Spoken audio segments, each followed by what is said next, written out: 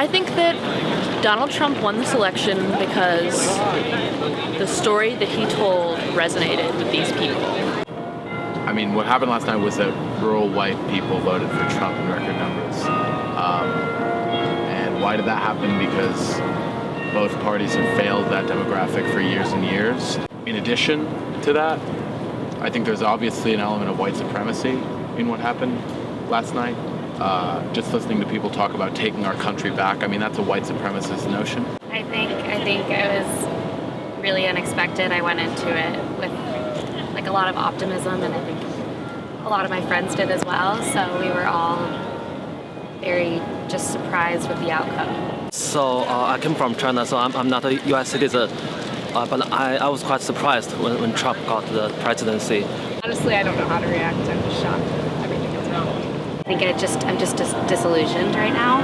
I'm more hopeless today than I've ever been in my whole life. He not only was given the position of most powerful person in the world, but he fucked up time and time and time and time again, and still got it.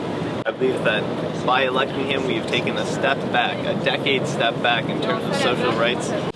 I'm a little bit nervous about what he's going to do with Planned Parenthood. I need to know that, these doors that offer so much to women in need will stay open. He doesn't support climate change actions, for example.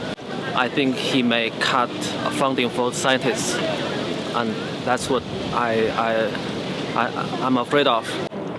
We're just shocked that so many people could be against something, just fundamental human rights.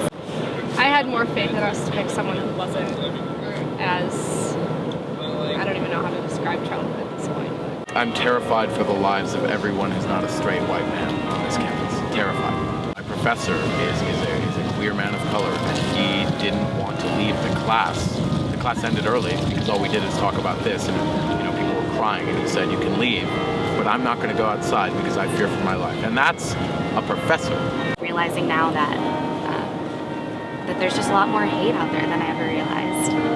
But we can't lose hope, and we can't lose sight of the fact that,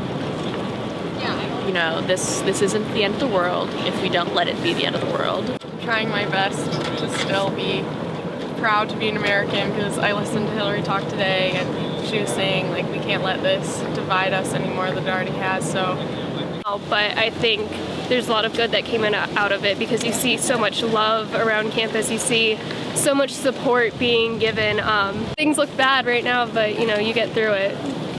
Young people shouldn't feel like the fight isn't worth fighting, because it is.